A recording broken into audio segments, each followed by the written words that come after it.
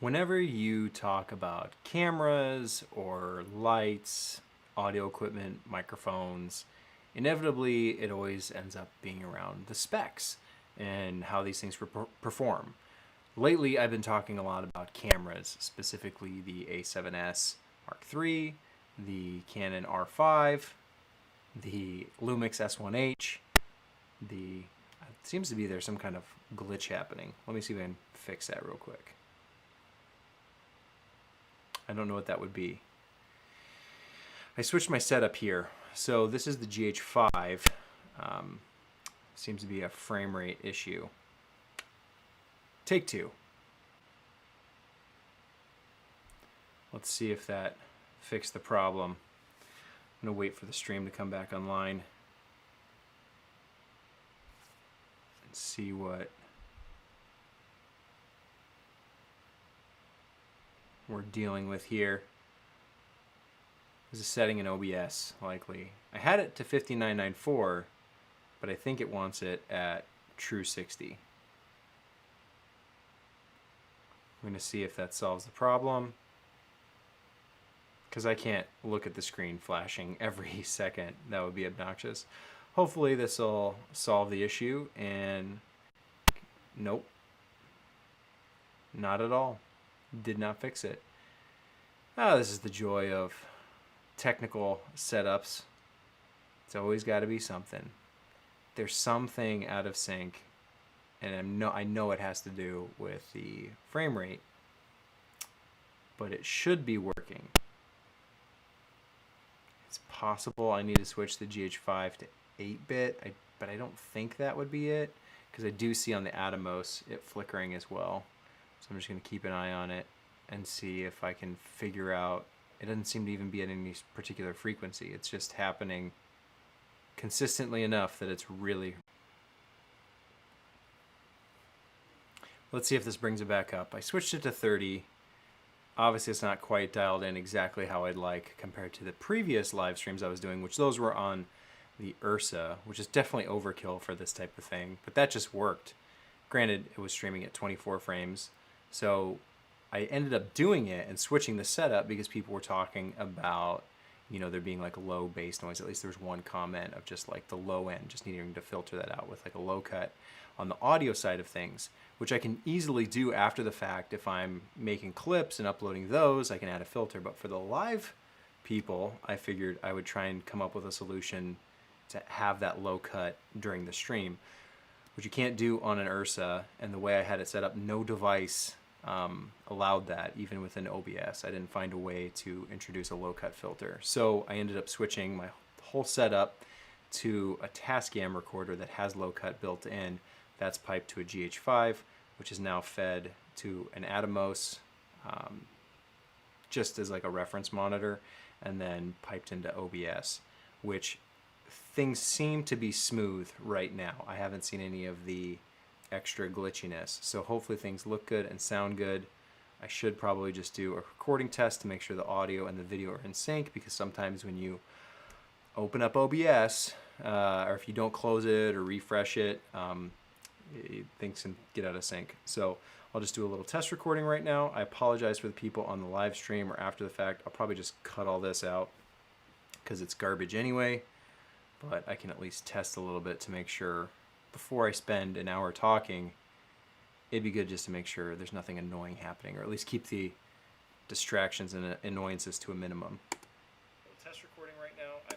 Looks like the audio and video are in sync, which that's a good way to check in OBS, do a recording, because monitoring the live feed, you end up waiting, you know, however long the live delay is, and by that point in time it can be really hard to track it down. So hopefully that sounds good. If it does, excellent. If not, I apologize. Hopefully the stream is still going and it's still the active link. That's the other thing. Whenever you do a live stream, you're just at risk that like the stream key breaks and it sends it to the wrong place. So then you got to do the spot check to make sure that it's going where you want it to go. Check out, make sure things are good. That's the other thing. Whenever you do a live stream, and I hear myself, so that's a good thing. All right, take this again from the top.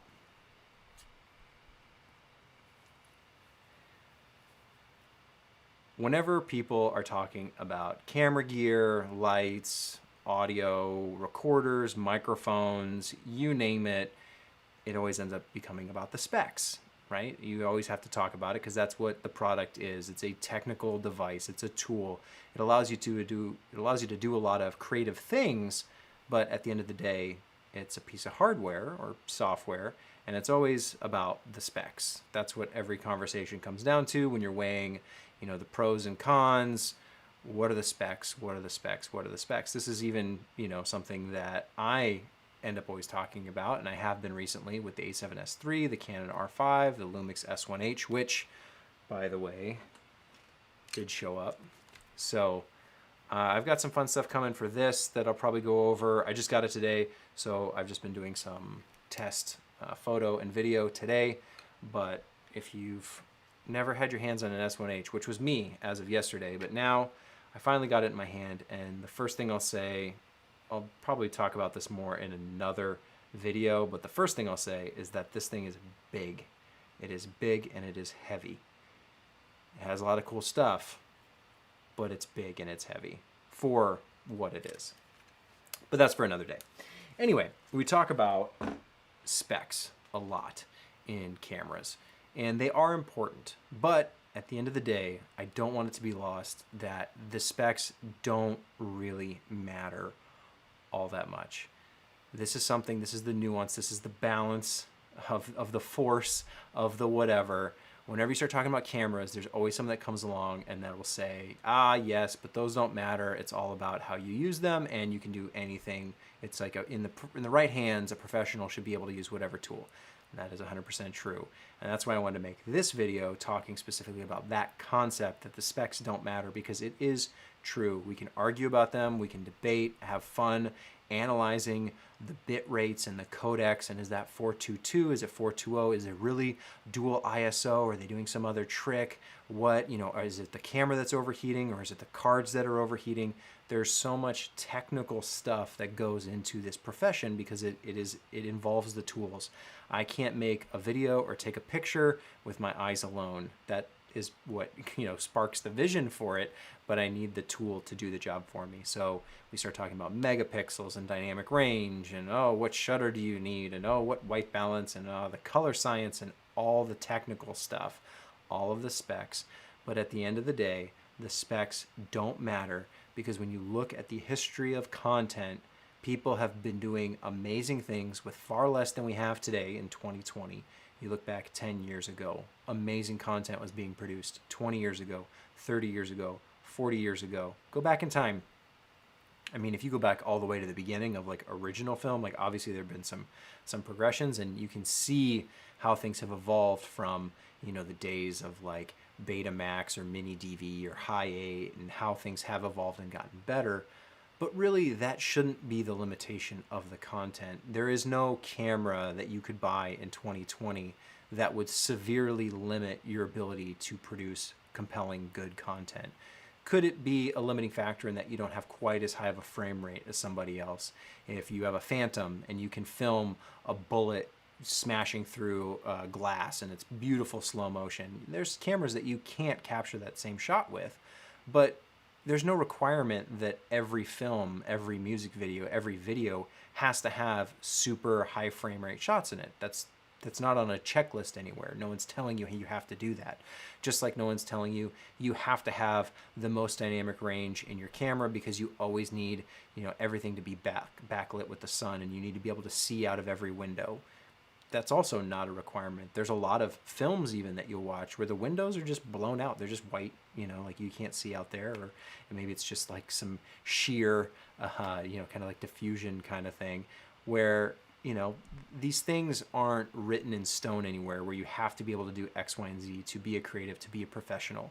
Use the tools to the best of their ability. So if you want to use the Canon R5, or you want to use the A7S III, or you want to use a GH3 because it's all you have and it's what you can afford, I'm still, you're still going to be able to make amazing content with a GH3 in 2020 if you put thought into all the other things that actually do matter.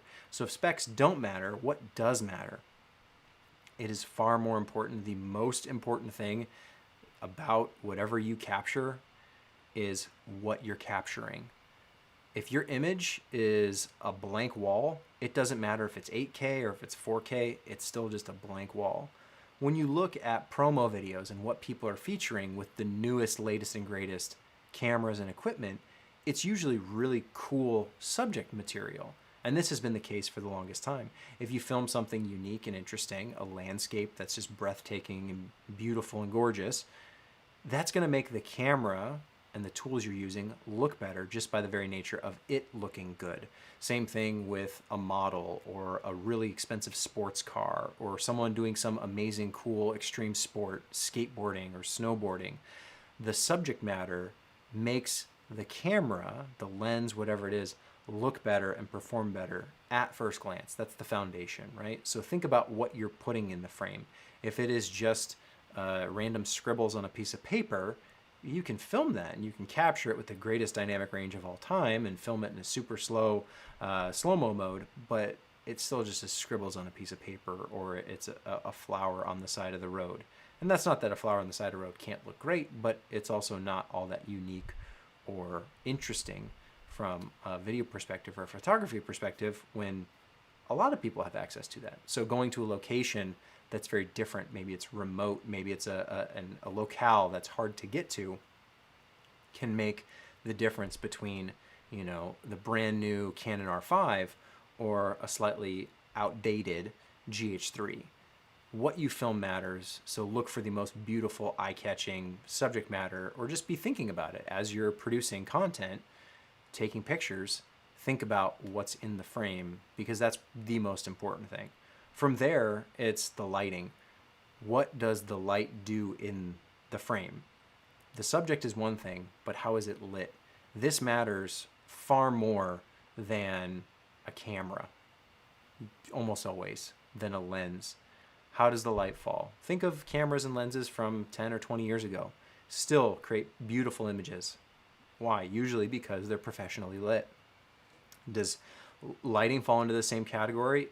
Absolutely, because you have things like CRI, right? Or lumens, how much output, how powerful is the light? You know, what can I do with it? And as things have changed from, you know, hot tungsten lights to then, you know, fluorescence and then LEDs, and then you have HMIs, it gets very technical. It gets, oh, what's the color temperature? How much of the, you know, spectrograph is in that light? And all this stuff.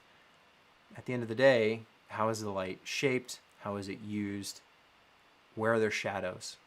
All this stuff is far more important than the difference between a light that has a CRI of 95 and another one, a CRI of 90. It may be important if you're doing something that needs to be very, very color accurate, but if you know your light is a little bit lower in terms of quality because it's a little bit cheaper, you can still do things to manipulate it to your advantage and make the most of it. Is it going to be as pixel perfect as the most expensive light? No. But most viewers, most people scrolling on Instagram, most people watching on YouTube aren't going to notice that either. They're going to notice the subject matter. They're going to notice the story. They're going to notice just where the light is and the quality of the light. Is it soft? Is it harsh? Same thing with sound. Sound is very, very technical. But does it sound good or does it sound bad? Those variations in good are very nuanced. And an audio engineer, somebody who's dedicated to the craft, is going to be able to tell maybe, hopefully, the difference between certain microphones, or, oh, the frequency, you know, you need to do this to manipulate your audio. But in general, the general public, an audience, is just going to know, does it sound good or does it sound bad? Hopefully this sounds good enough. And sometimes that's all it takes to put the content out there. Other times you really need to fine tune and tweak because you're compensating for a really big problem in the audio. And there are technical tools that will help you through that, but does it sound good? Does it sound bad? Is the lighting good or is it bad? Is the video good or is it bad? And these general buckets that things fall into, I think, are far more important to just make sure all of them line up to where the location is good, the camera is good, the audio is good, the lighting is good. They don't have to be the best.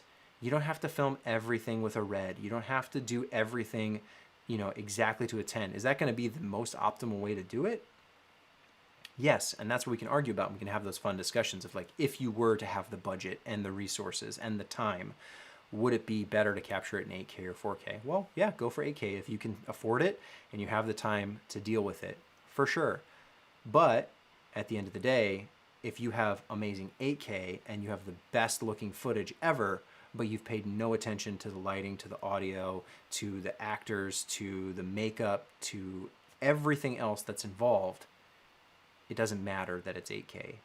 You could have shot it at 2K if it had meant having everything else in that kind of, at that good level, to where there's nothing distracting. If you've ever watched a film where it's got great production value, the cinematography's great, the audio's great, the lighting, everything's so good, and then the costumes, the wardrobe will just look kind of off. It doesn't look authentic. It doesn't look real. I'm thinking about period pieces, you know, where their clothes are just too clean and it looks like, man, is everything polyester? Like, I thought this was like hundreds of years ago that this took place. Why does this look so cheap?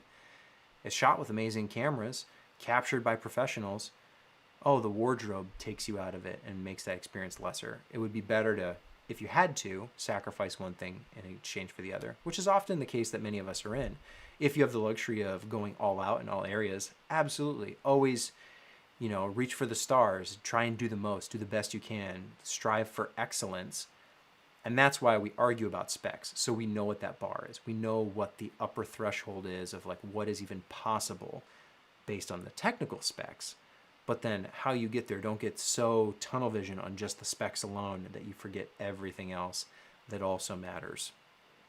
So this is just kind of some words of encouragement, just talking from my own perspective, because I love talking about camera specs and all the latest and greatest in terms of technology and the things that are possible. But I also don't want people to think that that's the only thing I care about, because it's not. In fact, shooting with the S1H is, based on specs, is a better camera than the GH5 based on specs alone. But is that all it's about at the end of the day? And no, it's not. There's some really valuable things that I actually appreciate about the GH5 now that I have my hands on the S1H, and just how different it is, because it is significantly different. Is it better? Based on the specs, yes, but does that end up making a better result? Well, like I said, that's a video for another time, but I at least wanted to talk about the specs versus, I don't know what you call it, just the creative energy, the fact that they don't matter, because they really don't. Don't let specs hold you back. Shoot with whatever you have, use whatever you have, invest in a full, robust kit that covers everything from video to photo to lighting to audio to editing and color grading and sound design. Like there are many buckets to fill with good quality. It's not just about the one perfect camera or the one perfect light, or if you just edit with this one piece of software, it makes all your dreams come true. No spec sheet is going to solve all of your problems. It's up to you to use the right tools for the right job. And a lot of that comes down to smart budgeting, because let's be honest, most of us don't have all the money in the world to just buy everything and anything that we want. It is about using those resources wisely, which is making sure that things are allocated appropriately so you don't find yourself filming garbage with an 8K raw camera. You want to be filming quality content with whatever camera you can afford or makes sense to use given that project. Something I just wanted to talk about because I do really believe it. First, hello, Mako Sports. Thanks for being here. The other thing I want to talk about in regards to all this is just weighing the pros and cons, because I think that's another interesting component to all of this. A lot of times when I'm making videos, I do focus a lot on the cons, the setbacks, the drawbacks, the things that are an inconvenience or a frustration. And it can be very easy to look at that and think I'm just complaining, or I'm whining, or oh, just another person on the internet sharing their opinion. And that is true. That's what we're all doing here. We're all sharing our opinion. But when you're weighing the pros and cons of something, I do think the cons are far more interesting. This isn't to say that just because there's a lot of cons associated with a particular camera, or particular system or device, that it's overall it's bad. It's just things to be aware of.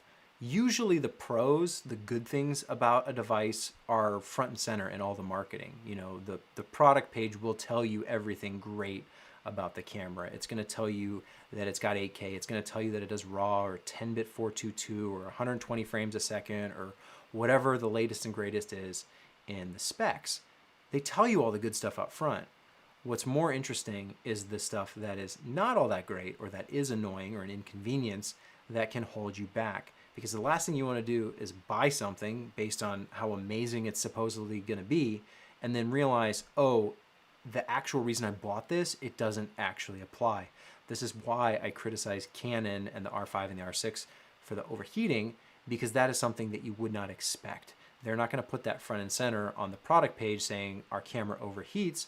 They're going to tell you all the great things it does, and then it's up to the person on the back end to realize, oh, I actually can't use this the way I want, which is likely the case with both of those cameras, although there is some interesting stuff going on right now of it maybe is the cards that are in the camera that are getting too hot, and if you take the cards out, then you can do certain things if you have an external recorder.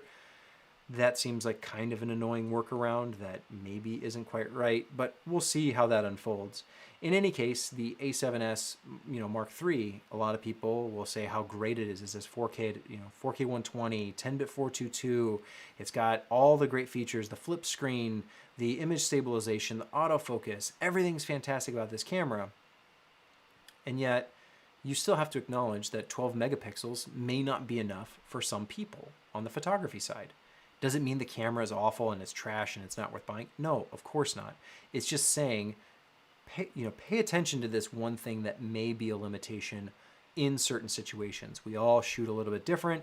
We all have different types of projects. So just understanding that. And while it might be obvious to some people, it's like, oh, of course, it says it's 12 megapixels. It's like, no, understand the ramifications of that. That actually might be a good thing in some cases, but it also may be a bad thing in others, depending on what you're trying to do. And just having a healthy conversation, understanding around all these things is really valuable. And that usually revolves around the cons, what they are and how to address them. Are there workarounds? Are there things to know? This is the case with Magic Lantern, or when the GH1 and the GH2 were hacked. The hack brought such amazing potential to these cameras. They just really unleashed all of their true horsepower on the 5D Mark II and the 5D Mark III, the GH1 and GH2, really unleashing their full potential. However, with the con that not quite as stable, maybe not as reliable. Hey, the file sizes are a little bit bigger, actually a lot bit bigger, a little bit harder to work with in terms of the Magic Lantern side of things. And oh, by the way, just make sure you don't do X, Y, and Z, or things can break or be really hard to fix. So understanding all that isn't to say, oh, you should never do it. It's just to know all those cautionary warning things up front so you don't make a mistake and get yourself into a situation that then you regret later, or you end up losing out on a job because you look bad in front of the client. There are so many things that can go wrong on any project, and preparing for all of those worst case scenarios really is our job, to know what could go wrong and then how to fix it. So knowing all the limitations of a camera, of a lens, of a whatever is very, very helpful in terms of problem solving when these things do pop up. If you decide to go with the Canon R5 or R6 and you say, yeah, I don't care that it overheats, well, you say that because you're thinking of the workaround and how you would address that. Maybe you would use an external recorder. Maybe you would switch to a different mode. Maybe the modes that overheat you don't even need, and so you completely say, no, or maybe you don't even do video and you just want the photo side. Absolutely. But pointing out the cons for the people who it does matter is important. It is valuable to talk about those things, to really know how everything weighs out in the final balance. This applies to any camera, every camera. There is no perfect system, although there are some that get pretty close. Even with the GH5, for as much as I love the GH5, there are still some limitations and things you can't do that you can do with other cameras. If low light is really important to you, the GH5 maybe isn't the model for you. Maybe you need the GH5S or you need the A7S. Knowing the limitations helps make better, more informed decisions. And it's not just hating to hate or complaining to complain or making a headline to get clicks. It's about letting people know what they really ought to consider. And maybe those people who are listening say, that none of that matters to me. And that's valuable too. So you at least recognize it and you can say, yeah, I feel great about my pre-order or getting that camera when it finally comes out. whatever the case may be.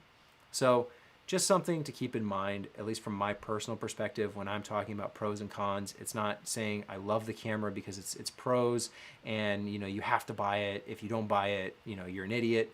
And same thing on the con side, saying it's not saying I hate a camera or that if you do buy it, you're an idiot. It's just saying understand these things, can you weigh it in the balance? And all of that just comes from my own personal perspective and how I see these cameras based on how I shoot and the projects I've had and the experience I've had working the way I work. It's just one person in the grand scheme of things sharing their opinion and weighing the pros and cons from my perspective. And I don't even know all of them. There's a lot of other people out there as well who, for them, maybe what I think is a con is a pro for them, right? If it's the 12 megapixel thing on the A7S III, maybe some people, they want that smaller megapixel count. Maybe there's other people who that's a severe limitation. It's different in every situation. And that's why it's good to have these conversations and talk about this stuff, so that I think that's far more interesting to understand why someone might see it as a pro or a con. And then that can help inform your own opinion about the camera. Maybe it makes your opinion stronger or weaker, or you can consider a camera maybe you hadn't heard of before, like the Zcam E2 F6 or some of the stuff from Blackmagic, or even the Lumix S1H, which isn't the most popular full-frame mirrorless camera by any stretch of the imagination. It's kind of the underdog in a lot of ways, or the S1 or the S1R. These are not cameras that are held up in the same way some others are. So just understanding all of them, what their limitations are, is really, really valuable, just for your own knowledge, for the community to talk about these things. And it's not just haters gonna hate. That's an easy way to excuse it away and excuse criticism. Criticism is valuable because it makes things get better. When you look at the A7S III, Sony listened to the criticism. It is obvious in their design of the A7S III that all the criticism that was thrown at the A7S and the A7S II has been addressed. That criticism makes for a stronger product. And it's not to say the A7S and the A7S II were bad. They were great cameras. But talking about the cons, the things that set them back, helps make for a stronger, better product in the A7S III. And that should always be the case. Things should get better. Nothing is immune from criticism. It is how things improve in the long run. And that's why I do personally like talking about it, because, again, I think it's far more interesting than just talking about, hey, here's everything they're already telling you, and let's just all get excited for this camera. No, let's understand the problems, the legitimate problems that could come up, and then how you would address them, or why certain things might be right for certain jobs. It's all just good understanding in the long run. And I think that's really important, because you do see a lot of people talk about, it's the internet. People are going to say what they say, but they like to say that, oh, you're just hating. It's like, no, I legitimately think these things. I'm curious how this looks, because I switched the setup. I've been previously streaming with the Ursa Mini Pro, which is overkill, by the way, for a live stream. So now this is the GH5. Before, it was the Ursa Mini Pro with a 24mm lens. Now this is the GH5, so smaller sensor, but this is a 20mm lens. And because of the way the cameras are built and the distance, right, the GH5 is much smaller. It's a little bit further back. So basically it ends up evening out to being exactly the same visual setup, more or less, which is I was trying to do that, but it's just nice that it worked out so perfectly. But you'll notice the color's a little bit different. I did all of this to make the audio hopefully sound better. So this is Phoenix, Arizona. It's crazy hot in the summer. I can't turn the air conditioning off. I would go insane, and I have to have the fan on, but that creates a lot of low-end rumble. So I saw a comment, and rightfully so, hey, you need a low cut on your audio. Fair. So when I go to export stuff, I can easily do that with an audio filter, but with the Ursa and the way it was all rigged, there wasn't an easy way to introduce a low cut at any point in the process. So now I switched that setup to a Tascam that has low cut built in. So hopefully it should sound better. And I don't know if it looks any better. I'll leave that, it's kind of a subjective thing. It does look different than the Ursa, but maybe it's not quite all dialed in. At the beginning of the stream, I was having some problems with, I tried streaming at 60, that had introduced some goofy flicker, so now it's back at 30. Before it was at 24, so I'm trying to find that balance of what looks good. I like how 24 looks, but I can understand on a stream, It would look a little choppy. Just let me know what you think. I don't know. What do you want? How do you want it set up? Should I turn the lights off? Does that make it look better? In the chat. Don't be so negative. R5 is awesome. Just kidding. So that's the thing. Criticism is always associated with negativity, but it isn't inherently negative. Criticism can honestly be very positive and constructive and make things better. Most of the criticism I have for Canon is because I want them to do better. It's not because I hate them or I hate the camera. I think the camera could be so much better if those things were addressed, and then I would actually love it. So the criticism is not negativity. In some ways, it's positivity, although it's not always seen that way. Also, something very important to keep in mind as people are criticizing your work or things you've done, criticism feels destructive. Sometimes it is destructive. It's kind of up to you and how you interpret it to make it constructive. Even just, reading comments sometimes on things, right? People's opinions are valid, but, or at least their reaction to something is valid. If someone doesn't like something, they think it's boring, it could be better. It doesn't mean they have the right answer and they know how to fix it, but that is a valid criticism for them individually. And then it's up to you to take that and try and make it constructive in some way. Improve upon the situation however you can. Reading in the chat, you're hitting the nail on the head in this talk. Great approach. You're totally right. Well, thank you, Vlad. If you're shooting in Siberia, the R5 can keep your food warm. So the R5, I wish I could get my hands on one because there's so many mixed reports. People saying the camera itself doesn't get hot. People saying the cards get really hot. Apparently now you take the cards out and you can shoot some things externally, but as far as I know, there's no way to is there a way to capture 4K 120 externally? Does it do that over HDMI? If you had a recorder that could capture it, is the 8K RAW that's only an internal feature? So if you can do the 4K HQ externally, that's fine and that's great because it's going to be good looking 4K, but it also is not really addressing those main headline features, right? If the 4K 120 is it's always going to overheat, I would go with the A7S III because that does 4K 120 and doesn't. And granted, it's a smaller megapixel sensor, so it has less data to process. I understand why one would get hot and not the other, but that's what doesn't make sense about the cards. If it's the cards, which I know the A7S III, you can do SD, which you should be able. You can also do on the R5 and the R6. You can do SD cards. So in both cases, 4K 120 should be the same, but for some reason it's not on the R5. And really, until like testing it out, and apparently I haven't seen anyone to find a true workaround other than hey, you can record 4K HQ on an R5 with an external monitor if you take the cards out. That's sort of a solution, I guess, if that's important to you. Reading in the chat. To point the cons in a product is important to put companies on their toes. Absolutely. To be professional is to see beyond the hype and really approach things in a balanced way. They are just tools after all. Yep, they are just tools.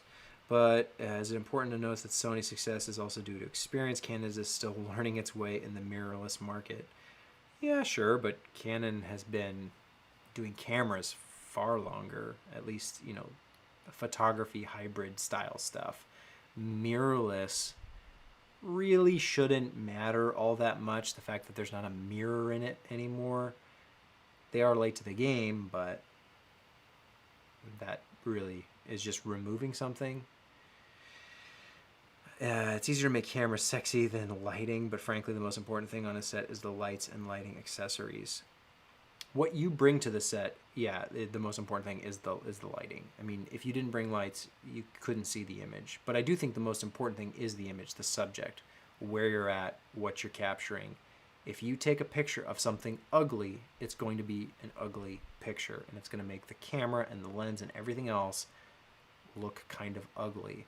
If you take a picture of something beautiful, it's going to make the camera's image look beautiful. It's kind of self-evident, but it's often lost a lot in just in terms of conversation, because people will say, oh, here's the footage from the latest and greatest thing, and it's like this either really high-end like Hollywood production and they happen to use the camera, in which case that has always been the case, even from the days of the 5D Mark II and the Mark III.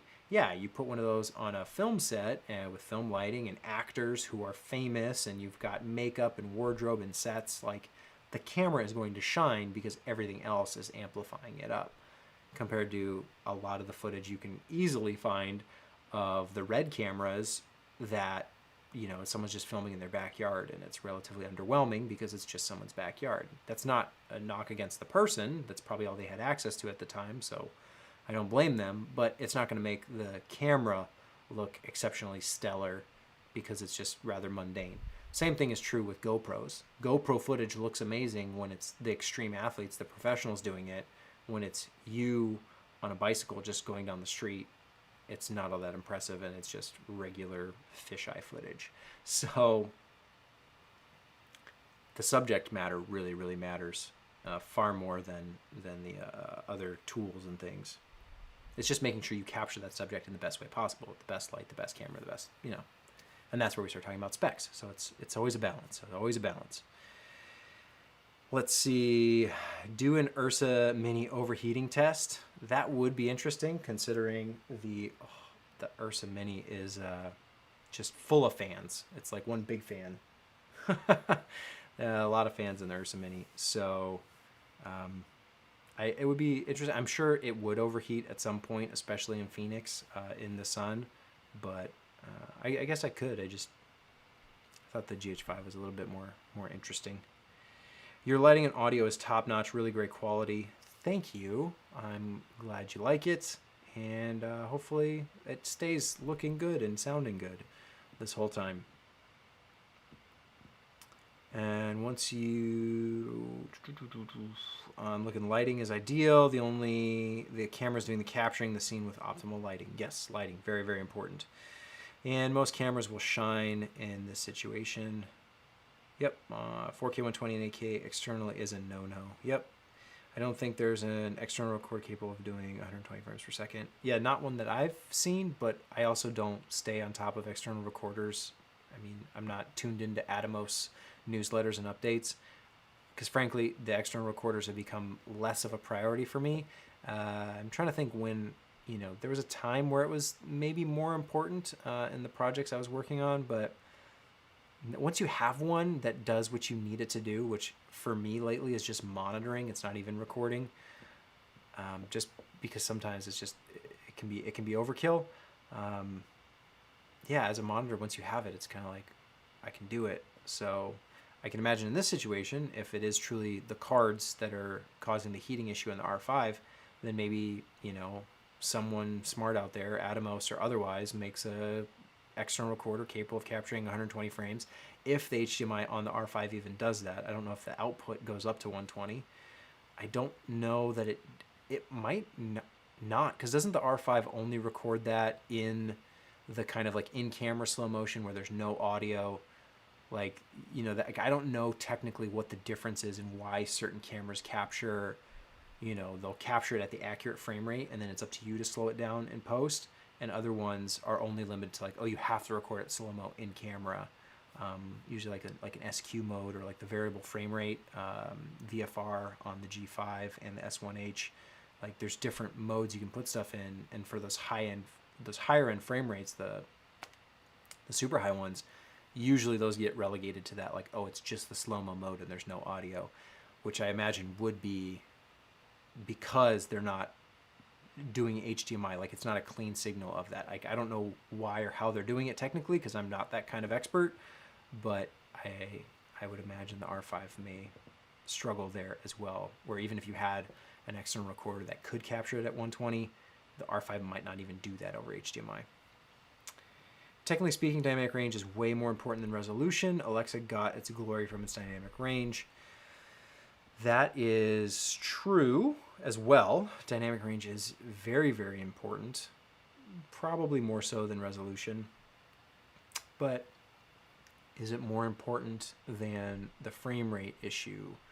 And dynamic range in what sense? Are we talking raw? Are we talking log?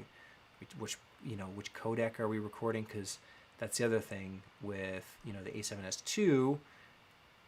theoretically having great dynamic range, but then filming with S-Log and it being a struggle to color because it's only 8-bit, like that's where you run into some of those problems and like the limitations of you can, if even if it, like the camera can technically do it, it's like, does that make it to the final output of what you're actually working with in your final product? So it's always kind of like everything matters equally, more or less, and resolution is important. I would say, like, I do value it, maybe not as much as dynamic range, but at this point, if it was the difference of like, would I want a 1080p camera that had 15 stops dynamic range, or would I want a 4K camera that had like 13 or 14 stops dynamic? Like, I think I would probably go towards the 4K one with the 13 or 14. One stop is significant, but there's also many times where like you don't even need it. So depending on how you're shooting, like a lot of us have come from the days of like 7, 8 stops of dynamic range, 9 stops of dynamic range. So now that we're in this territory where we have a lot more usable dynamic range, the lighting methods and the ways of shooting from the past still apply, and they've only gotten better because we're not doing crazy drastic exposure differences, you know, all over the place, which would just look kind of strange anyway. If you lit someone, you know, like 10 stops over and then 5 stops under, like you want contrast. So sometimes to even see it all is not even the point. I guess it would be clean after coloring it, but most cameras nowadays do a decent enough job. Even with like the GH5, that's not, you know, known for its amazing dynamic range, still has quite a bit, and you can really make it work in a lot of situations. It's actually a 3.2 open gate, if I'm not mistaken. That goes to show that there are more than resolution to the game, skin tone, dynamic range, dependable technology. Yes, it's all important. Everything's important. The moment you say one camera, oh, I like this camera because X, Y, and Z, someone is going to throw the stone of saying, but it doesn't do autofocus, or oh, but the dynamic range, or oh, but the flip screen, or oh, but, and like, don't get me wrong, I do the same thing. I didn't go with Sony for the longest time because it didn't have a good flip screen. Like that was mainly the reason. It was the recording limitations, it was the resolution, and the battery life, frame rates, and flip screen. And I mean, maybe the color issue, you know, internally recording, like not being the best, but that's more of a minor gripe than the other things that were like functionally, like this won't work for a lot of things that I want to do. I don't want to be limited at 30 minutes with the A7S. The original, it's like I want 4K because it was like the GH4 at that point in time. So there's a lot of things to weigh, which is why it's really good to talk about all the pros and cons so you understand all of them, and you can in your mind weigh up all these things and see, okay, which side of the scale wins out. Considering 4K as a given, dynamic range becomes the next big thing. Absolutely. The reason I chose the S1H was specifically to get the 14 plus stops dynamic range. Sure. So now that I have I can talk a little bit about the S1H a little bit. I'll do maybe a more proper talk through of kind of the S1H, go over some test footage type stuff, but this is from Lens Rentals. I have it for a few days because I just wanted to test it out. So I figured I might as well buy the rental, right? Like pay the rental fee to test it. And I'm really glad I did. I just did a video the other day talking about pre-ordering versus renting, and, you know, is it worth it to pre-order? And, you know, if you're going to get excited about a camera, I really think you ought to rent it first, because the moment this showed up, I was really, really excited. And then I realized how big it is. It's just massive. Granted, compared to the GH5, so the GH5 is right here, you know, like this is significantly bigger. I'm trying to find like a good way to like hold them, right? There's light, airy, like very easy to hold. Granted, and this is like a much bigger lens and different, but the body itself, even compared to the 5D Mark IV, the S1H is a monster, which may be what you want. Maybe that's a pro. It definitely helps to have a heavier camera to avoid some of the shake and jitter, especially in video. That can be really annoying if the camera's really light. There's a lot of shake. Now, granted, you have stabilization, so that can compensate. But usually with a bigger, heavier camera, you're just going to have a little bit more mass. So the momentum and inertia works out in your favor for movement. It can look a little bit more cinematic than something that looks like you're shooting like your iPhone, where like even the smallest little jitter moves the whole thing significantly because your smartphone is just so lightweight. But that's what I did notice, that it's big and it's heavy noticeably. However, this is something that you probably would just get used to. The one thing that kind of really bugs me, and maybe if someone has it I don't know who would, if that was Trevor or Vlad talking about the S1H, if it was Trevor, this button is really mushy. Like, it doesn't click. And I looked through the menu. I don't think there's a way to make the button click. But to not have a shutter trigger click is very, very odd to me. It's a weird sensation to just press a button, and if the camera's in silent mode, which is great that you have a silent mode, but if there's no haptic feedback happening on the trigger pull, it's a little, I don't know that I would ever get used to that. So it's those kind of like little things of like, that's not going to be on a spec sheet anywhere of like, hey, we have a mushy trigger. But it's something that I noticed immediately going, oh, this feels off, this feels weird, compared to the GH5. You can hear that, like it clicks, compared to like the S1H just doesn't. And I'm actually taking pictures all that time. So, and I didn't even notice because it was in silent mode, so I had no way to know I was taking pictures. There's some handling, ergonomic, the way it feels, that it doesn't immediately like resonate with me, and that's why I'm excited to spend more time with it as a rental, because I feel like I maybe get to evaluate a little bit better rather than being like, oh, I bought this thing, now I have to just learn to love it. I can evaluate it maybe a little bit more fairly and go, do I really like this? Like the other huge inconvenience on the S1H, just because we're talking about it, and might as well, there are a bajillion video modes.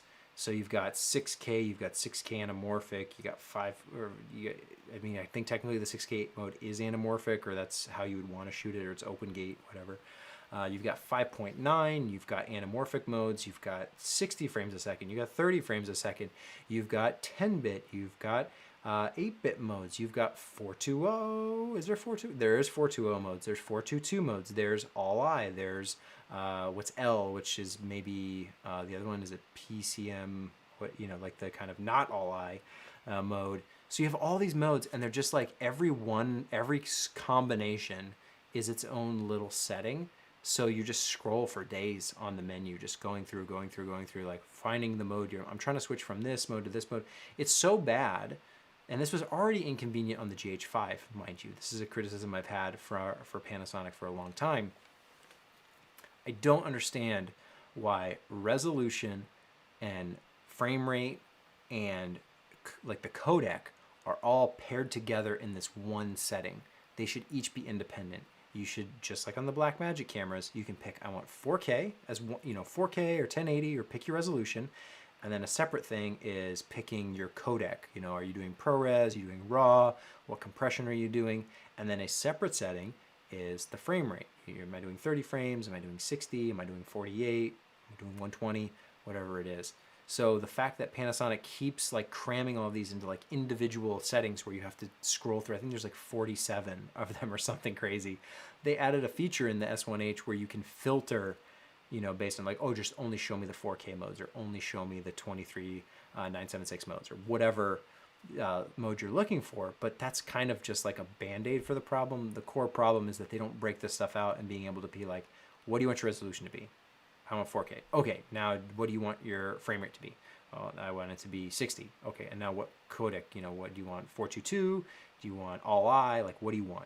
Okay, now I pick that. Those should be separate things. There's no reason those should be all paired into like one individual setting next to one individual setting, because then you're looking at them and they're all very, very similar, and you have to really squint to determine which is the right setting for you. Minor gripe, but it is irritating using like the GH5 is already irritating, and then the S1H adds even more irritation because there's just more modes available, which is super frustrating. Let's see. S1H, all the dynamic range is usable, at least for me. I know DPs that choose the Alexa exactly for the possibility and the wiggle error room, mainly in external shoots. Oh, sure. Yeah. I mean, and if you're talking about an Alexa and you're talking about, cinema grade cameras that are very, very high end, absolutely.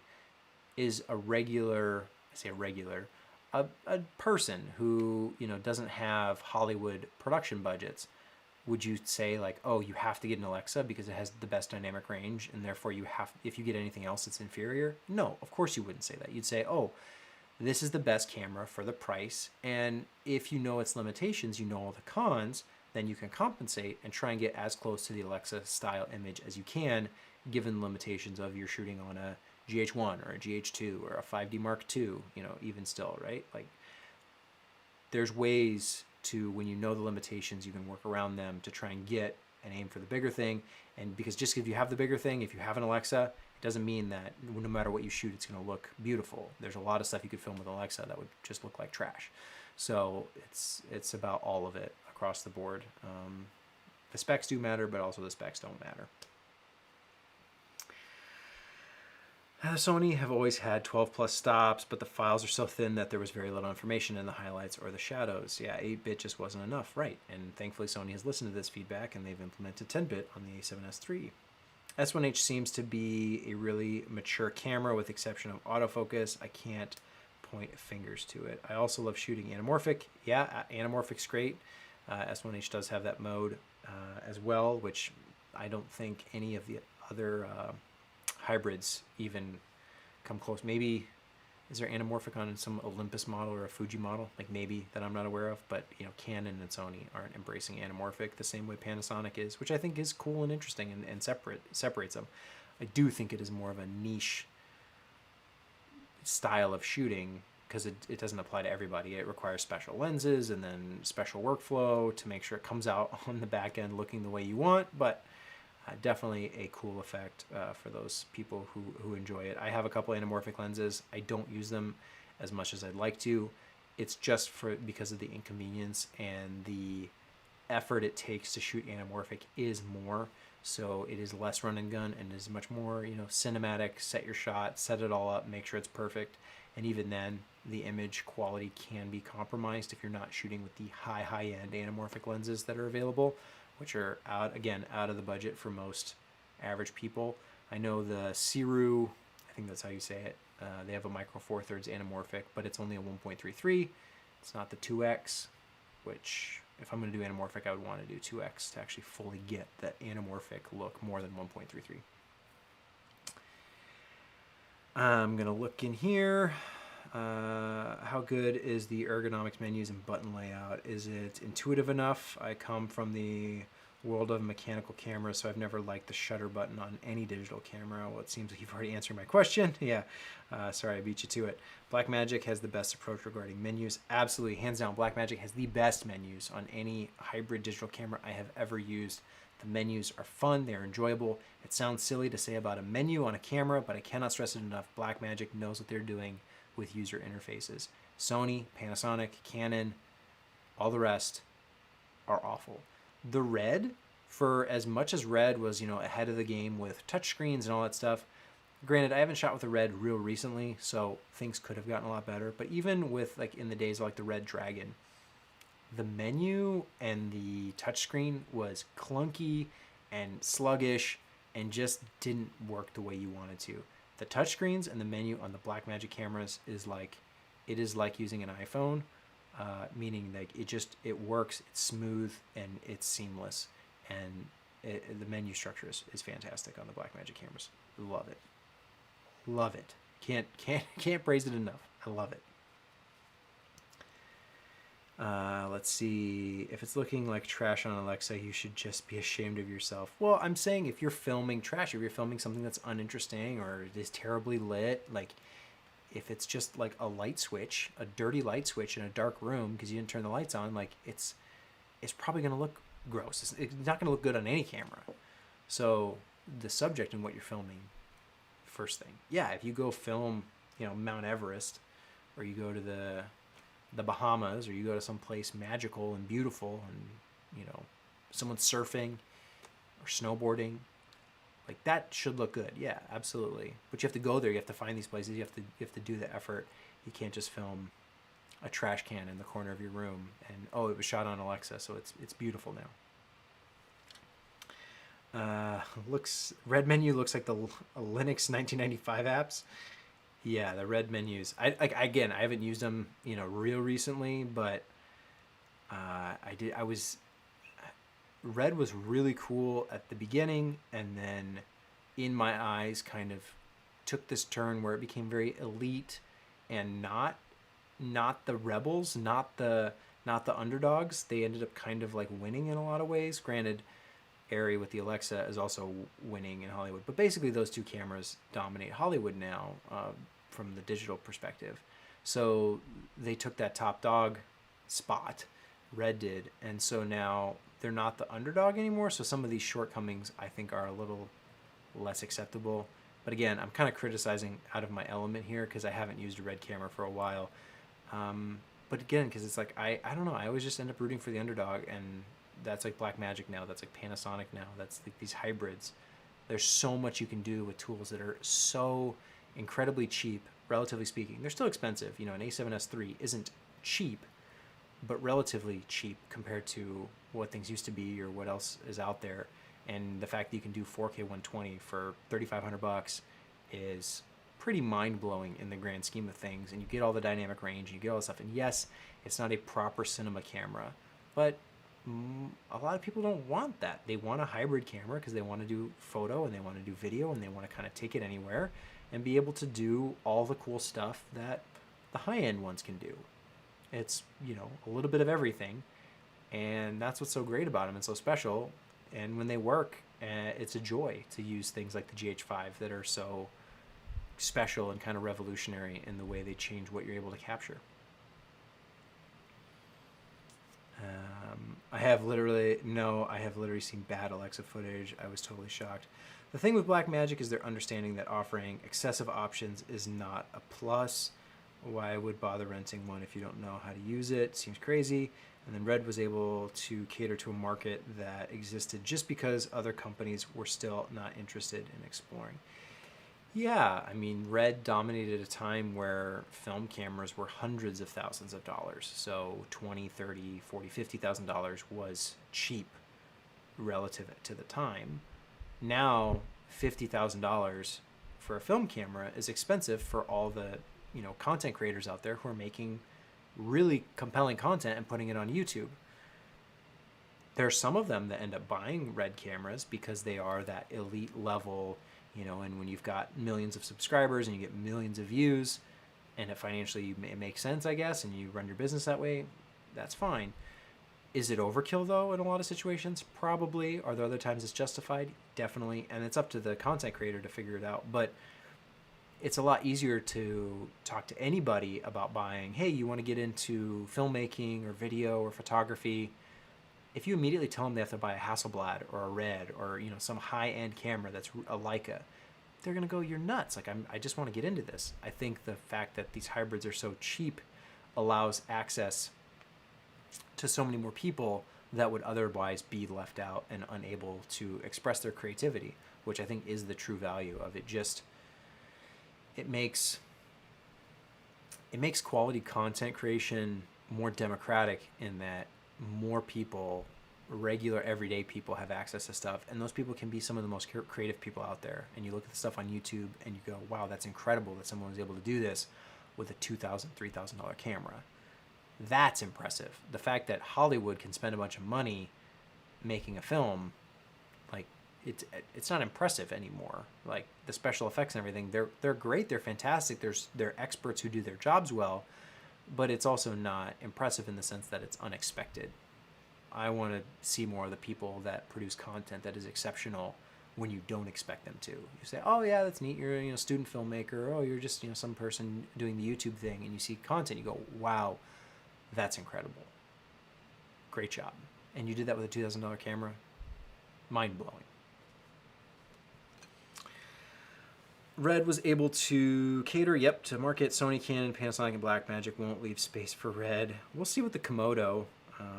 And then supposedly Canon has another Komodo style cinema body coming that's like a small, like 4500. I don't know. It was on Canon Rumors had it up the other day. We can take a look at it. The rumored RF mount cinema camera from Canon. Rumors, speculation, maybe not worth talking about too much, but supposedly this thing will have a Super 35 sensor. It'll have internal NDs, which would be nice. Mini XLR inputs, full-size HDMI, 4K 422, 10-bit all-I, and IPB. That's what I'm thinking of, IPB. Up to 120, and a CF Express Type B slot, 2 SD UHS 2 slots, and then some external RAW recording options for 4K up to 120. This says it has 2 LPE6 NH batteries, which would be interesting if you needed to, or if it has 2 slots, like you could hot swap. I don't know what that would be, but supposedly rumors that it'd be 4,500. Who knows? Rumors. We'll see. Back in the chat. Right now, the most interesting cameras to me are Kinefinity and the Z-Cam in terms of cameras that are disrupting the market. Yes, the Kinefinity stuff looks great. The Z-Cam looks great. Just really cool that there's so many options out there for really whatever you're looking for. If you truly want to focus on just cinema, those cameras are relatively affordable and you can do incredible stuff with them, but also just don't neglect things like lighting, actors, sets, wardrobe, makeup, all that other stuff that's equally as important. It's not going to look like Hollywood just by having a camera that can shoot 8K. You need all the things that make it look like Hollywood for it to feel premium. 10K can buy a C300 Mark III or FX9. Why would I spend $30,000 buying Red? That's their dilemma right now. The Kinefinity, is it Mavo LF offers large format and true cinema body. When they introduced it at the price of $15,000, it was incredible. Between the pandemic and Canon and Sony full frame offerings, I'm afraid they could die. They could die. That's harsh. Go away, go bankrupt, go out of business. All these options can make the same job Red can do, yes, but the image from the Kinefinity Mavo? I've never heard someone say it. I've only ever read it. Mavo LF is breathtaking. Yes, indeed. We live in a very special moment. Great options. Absolutely fantastic options. And yeah, I am very excited for what we have right now. And my only concern or criticism is just the fear that people get so obsessed with the specs and the technology that they lose sight of the content. The content is what is important. Capturing it in the highest quality possible, yes, but the content itself always kind of rules and wins. It could be the best looking film. If it's boring, if it's a dud, it doesn't matter. It could have been shot with something cheaper for far less if it was a better story, better execution in terms of all the other things that are important. Which leads me to my final talk. I'm really excited about the S1H, having my hands on it, but it's big. It's really big. This is really big. And heavy, very heavy relative to the GH5. It's one of those things you will get used to it, so I'm not criticizing all that much, but it is surprising how big and heavy it is compared to the 5D, GH5, etc. But that's why I say, always good to rent. Test it out, get your hands on it before you commit to it. What am I talking about? I'm talking about having the right opinion. Got to think of a good way to start this one. Maybe I'll go back over that. Mavo is the pronunciation in the chat. And then content is king. You're totally right. Thank you. But I mean, that everyone knows it. It's just you need the reminders. Not saying anything unique. People have said content is king for a long time. Just the friendly reminder. Don't get so obsessed with the tech side that you lose sight of the content side.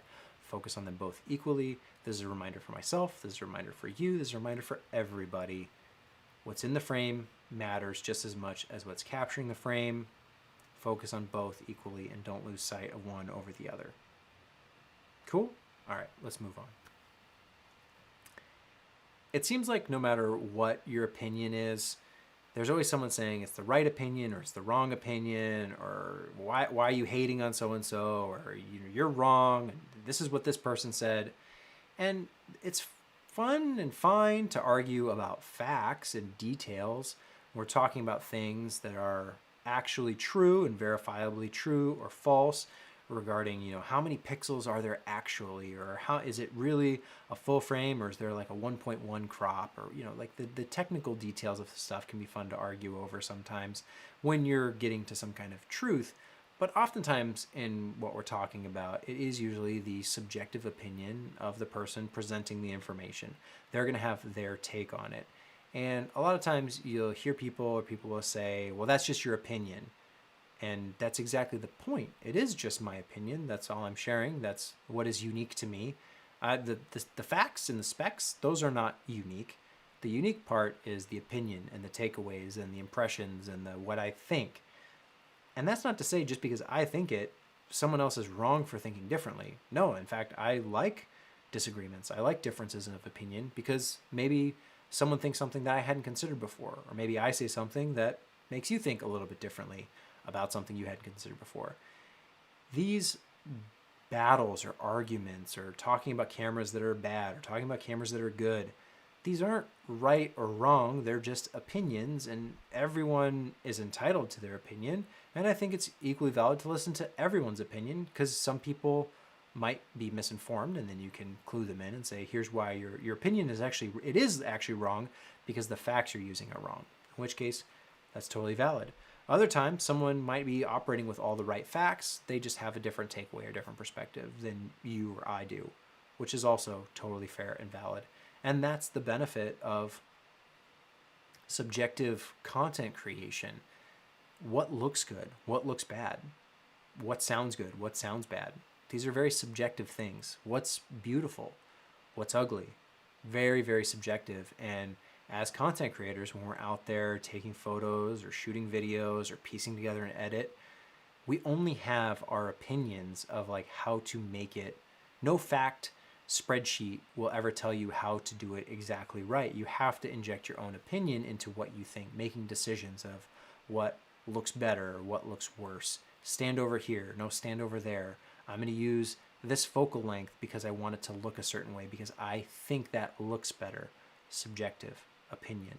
So sharing opinions, I think, is really valuable in terms of strengthening and refining your own opinions, so that when I look at the progress of like how, the first photos I shot or the first videos I made and the progression from there on and how things improve, yes, the technical fact type things have helped. Oh, it's higher resolution. Oh, it's shallower depth of field, so it looks more cinematic.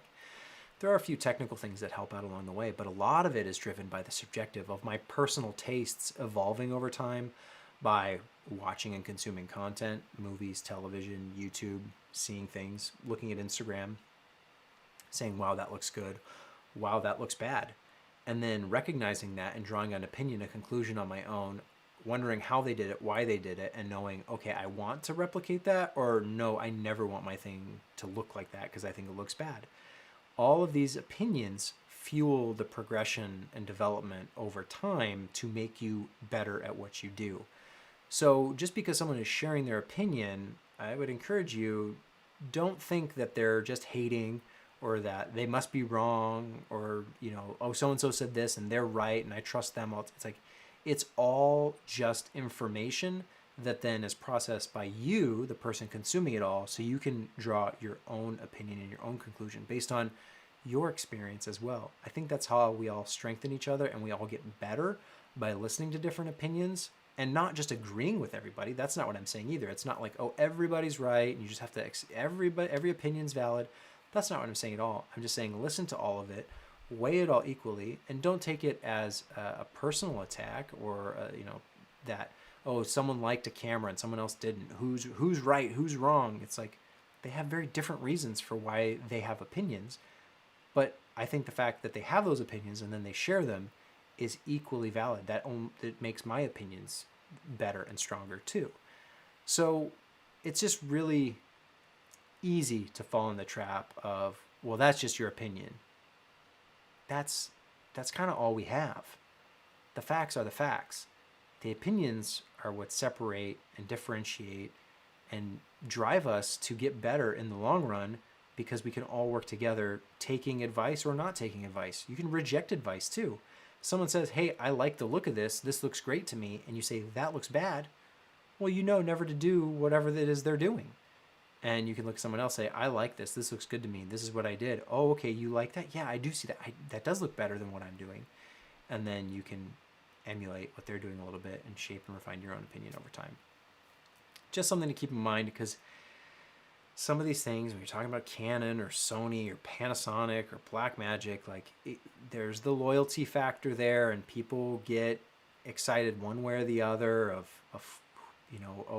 fanboy type stuff. And it's just all probably unnecessary, because people love what they love. They like what they like. I don't know. What's your favorite color? Is there a right answer? Is there a wrong answer? Someone who says, I like blue, are they wrong? If you like green, it's subjective. It's what's pleasing to you as the individual. And over time, those things can change. You might like red and then realize, oh, you actually like maroon. Or you might like blue and then realize you actually like teal. Things can change and develop over time, and it's refining your own personal taste based on the tastes of others and the opinions of others.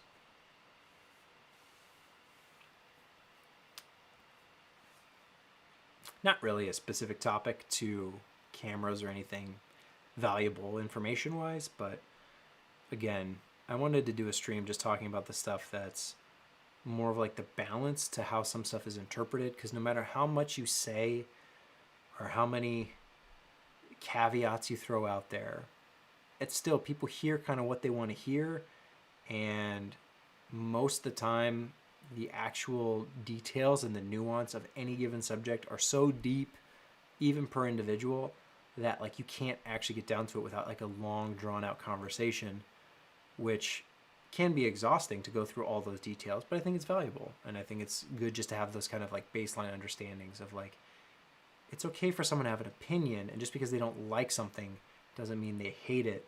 Or that if like this is happening with the Canon R5, that people are pre-ordering it, but other people are saying they don't like it. So then I assume these people are taking offense to that or something, but if they pre-order it and they like the R5, then like pre-order it. If you like the R5 or the A7S III, or I don't know, whatever you like, the other people not liking it shouldn't affect how you feel about your purchase. You should be making the purchase for your own reasons and your own opinions. And then if they say something you hadn't considered before, then you cancel the pre-order, or you did know everything and it makes your pre-order stronger. I don't know. It's just interesting the way people process information sometimes.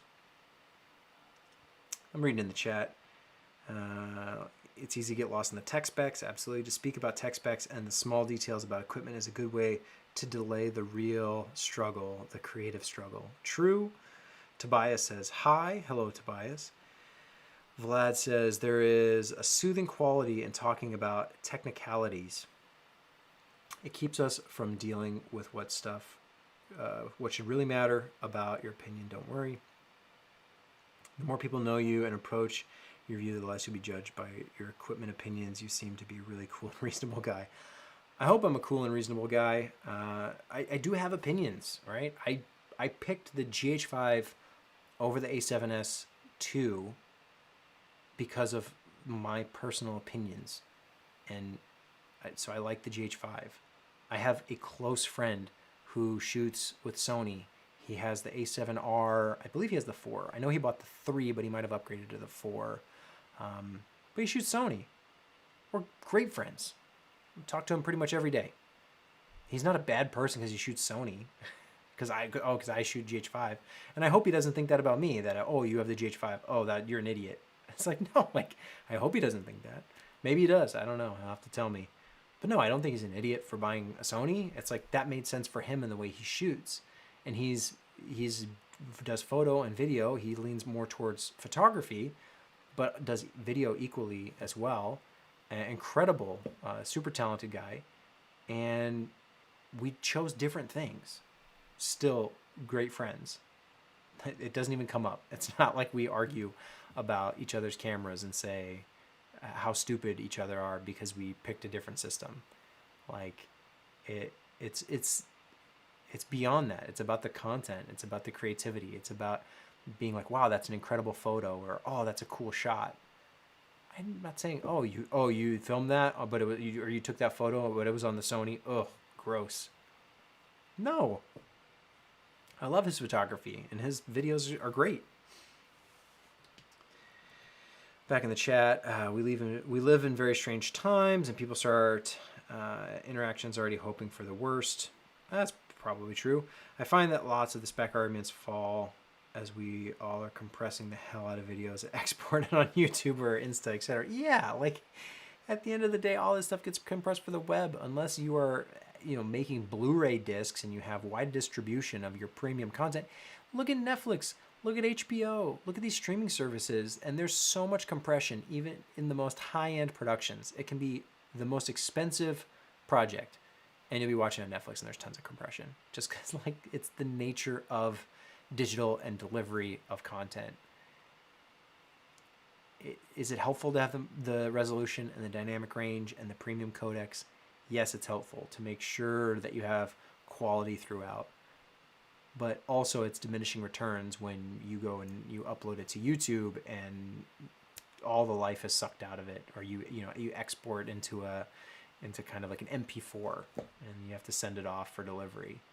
All the beautiful 444 HQ or RAW or ProRes, like that's all good acquisition, and it's great because it gets you through that color grading and that editing process.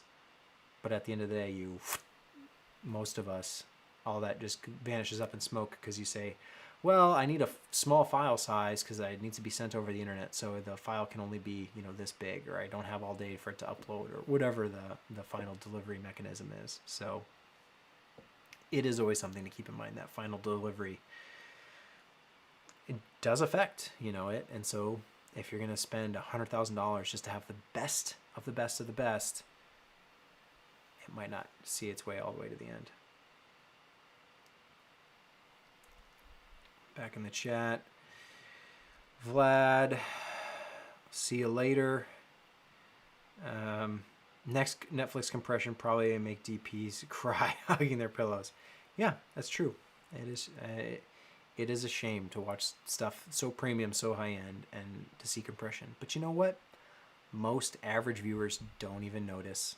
It's only the tech people who care. And I do like, I'll wrap it up with this thought, is that I have this kind of thought or saying that in a lot of ways I'm technically creative. I am technical, so I'm technically creative, and a lot of the creativity I do is technically minded, using the tools, knowing the specs. It kind of bothers me when people use cameras that they don't know anything about. I don't know, it's maybe a little minor pet peeve, but you'll have a lot of people out there who they don't even know the name of the camera they have. They're just shooting. They just bought it and they shoot with it. They don't really know their lenses, focal lengths. They don't know aperture. They maybe throw the camera in auto mode because they don't even know how to shoot manual. This is very, very common because these cameras are so cheap and they're available to everybody. I don't think the person's a bad person, but I think that if you're going to invest in these tools, you should appreciate them and understand them. And so I'm technical in that aspect. And I'm technically creative in that. I'm also like technically creative in that, like technically I'm creative because I'm not the most creative person. I struggle with creativity all the time, and it's looking for inspiration and not getting bogged down in the specs and focusing more on the ideas of things rather than just like what can you technically do. So being this kind of technical creative, I find very valuable. There are people who are just pure technicians. They have no creativity. They don't want anything to do with it. They just want to do, the inputs, the outputs, the IT, the AV, switchboard type stuff, and leave the creative to other people. And then there's other people who are very, very creative and they have no desire for the technical side of things. They just want to create, and it doesn't matter that they filmed with different white balances or different resolutions or different codecs or different cameras. They just wanted to create content because they want to be creative and let their inspiration run wild. I find myself somewhere in between the two, where I try and do the best I can with what I have technically to make the most creative thing I can. And usually I feel like that's a really good place to be, having kind of both minds working at the same time. And then especially if you can surround yourself with other people who are like-minded or help fill in the gaps where you're a little bit weaker, that's also incredibly beneficial to make sure the project goes and comes out the best that it can. So I'll wrap it up there. Just some thoughts I wanted to share, separate from some of the other videos I've been making recently that were more about the tech specs and the frame rates and resolutions and all that. I'm in the chat, wrapping it up. I also find people who aren't great at filming will often look at their equipment before their own framing, shot decisions, lighting, etc. Also, my first time here, I'm up early. Well, hello. Thank you for being here for the first time. Good to see you. That's why professional movie making is not only an art, it's a craft. You're totally right in being technically proficient. Great video. Take care. Well, thank you, Vlad. Thank you for being here. Thank you for, if you've been here before or you're here for the first time, welcome. This is the end, so sorry if you're late, but you can always watch it again, I suppose, at a different time, or come back again tomorrow night. I'll probably be doing another one. I got to figure out what schedule I want to keep with these, but usually it's at this time for me. I've got 2 boys, they're asleep, my wife's asleep. Like I can just do this without any interruption, so that's always kind of nice. But yeah, usually late night for me anyway, but apparently that's early morning for other folks. So whenever we meet again, I suppose I'll see you then.